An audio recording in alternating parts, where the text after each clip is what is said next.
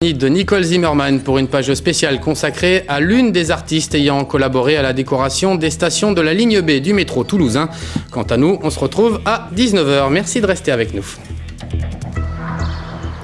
Ligne B, station Saozélon. Un vitrail de Monique Friedman qui, un jour de juin, est venu régler les éclairages de sa station.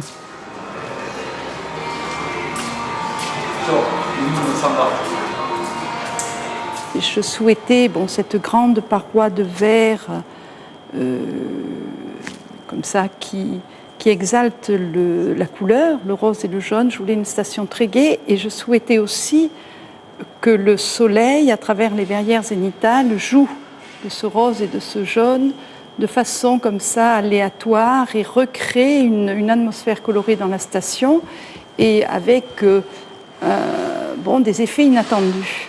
Et c'est très beau parce que voilà, il se passe des choses assez magiques qui vont bouger tout au long de la journée, qui vont bouger selon la lumière et selon le temps. C'est peut-être ça les cathédrales contemporaines. Ce sont quand même les lieux où on passe, mais aussi c'est un moment de la journée tellement important aussi. La projection de la lumière sur le sol.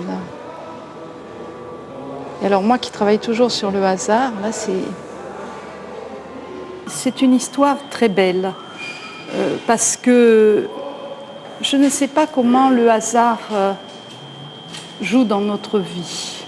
Pour dire en deux mots, moi je suis née dans le Tarn en 1943, cachée, puisque je suis d'une famille d'Europe centrale juive. Et donc, si j'ai pu vivre et survivre, c'est grâce à des justes qui donc existaient dans cette région. Et après la guerre, nous sommes revenus à Toulouse. Et je me rappelle très bien qu'à 5 ans, mon père a acheté une maison allée des Demoiselles. Il m'a pris dans ses bras, il m'a dit « Maintenant, ce sera ta maison ». Et il a pu faire venir son père, sa mère, qu'il a installée à 150 mètres dans une autre maison, rue Saint-Luc. Et ensuite, son frère, sa femme, et ils se sont installés à 150 mètres. Donc, il y avait le triangle d'or de notre famille qui s'appelait Greenfeld. Et nous avons vécu très heureux dans cette ville de Toulouse. Puis, j'en suis partie, après avoir fait l'école des Beaux-Arts, à Toulouse. Et l'histoire familiale a fait que ma maison a été vendue. Et voilà. Et Toulouse est devenu le lieu où je suis restée jusqu'à 19 ans, mais le lieu que j'ai toujours aimé. Quand il y a eu le concours pour le métro de Toulouse, c'était un concours à 3 étapes, très difficile. J'ai obtenu une station et on m'a dit « Quelle station souhaitez-vous avoir ?» Et j'ai dit aux architectes « Vous choisissez, je laisse le hasard, je ne veux pas choisir. » Ils m'ont dit « On a choisi la station Saozelong. » Donc j'ai dit « Je viens voir où ça se trouve. » Eh bien, la station Saozelong est dans le triangle d'or. Voilà. Ça aurait été la station que j'aurais prise si je continuais à vivre à Toulouse dans ma maison de famille. Donc, je trouve que c'est une histoire bouleversante qui a un sens très très fort pour moi, puisque c'est quand même l'histoire de toute une famille immigrée qui a été accueillie par cette ville, qui aimait cette ville. Et voilà que je fais la station qui correspond au lieu où ces 3 familles ont vécu. Donc voilà, où est le hasard, où n'est pas le hasard, quelque chose d'une boucle. Et c'est pour ça que j'ai réintroduit la boucle dans la pièce que vous voyez là. Voilà. En rose et en jaune, en lumière et en transparence, la station chante l'empreinte de ce hasard que Monique Friedman cultive dans son atelier de la région parisienne.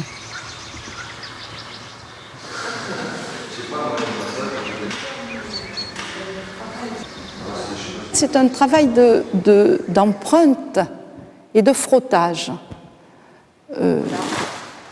avec ma technique. Mais je travaille, si vous voulez, une toile au sol dans l'atelier. Là, la toile n'est pas tendue sur châssis, elle est libre et elle est humide. C'est une technique, elle est légèrement humide. Et sous ma toile, je vais mettre des matériaux, par exemple, pour ces toiles-là, voilà ce que j'ai mis au sol. C'est rien, quoi. C'est rien de rien.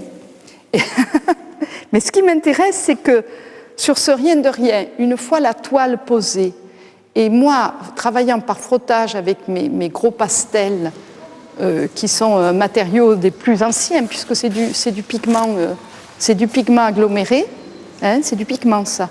Donc, travaillant par frottage sur ma toile, je vais révéler quelque chose, puisque je travaille pratiquement à l'aveugle. C'est vraiment ma sensibilité au bout de ma main, quoi, ma sensibilité de peintre, qui va faire que je vais révéler une surface extrêmement sensible, voilà, que je vais conduire comme ça un petit peu au hasard, mais avec le hasard étant complètement guidé par l'intelligence de la main, quoi, par l'intelligence très particulière au peintre, quoi, qu'on ne sait pas très bien comment définir d'ailleurs.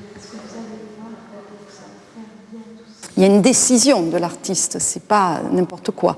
Pour le métro, si vous voulez, le lien, c'est pareil, c'est que je ne voulais pas obtenir un geste que j'aurais pu faire avec une brosse ou un pinceau.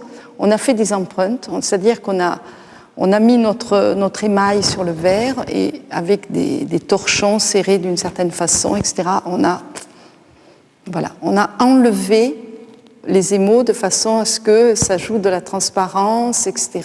Donc c'est pareil, c'est un travail en même temps qui demande une très grande attention, une très grande concentration, une complicité extrêmement grande avec les matériaux avec lesquels on travaille, la toile, les pastels, les pigments, les choses que l'on dispose.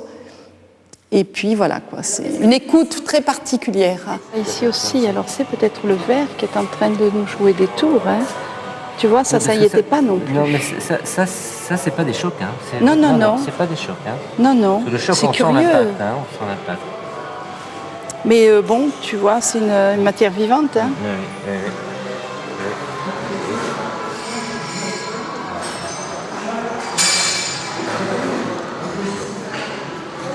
Là, moi, j'ai travaillé avec l'atelier du chemin. Ce sont des verres feuilletés, mais que j'ai peints sous leur conduite technique. Ce sont des émaux que j'ai peints et qui sont ensuite teints dans la masse puisqu'ils passent au four. Avec toujours, effectivement, comme tout travail dans le four, une métamorphose sur laquelle vous avez une prise, mais pas toujours totalement exacte.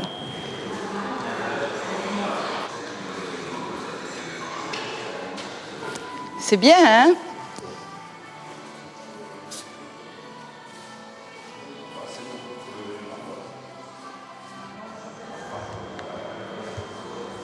Et je suis très contente. J'espère que les usagers de la station le seront aussi. C'est très important.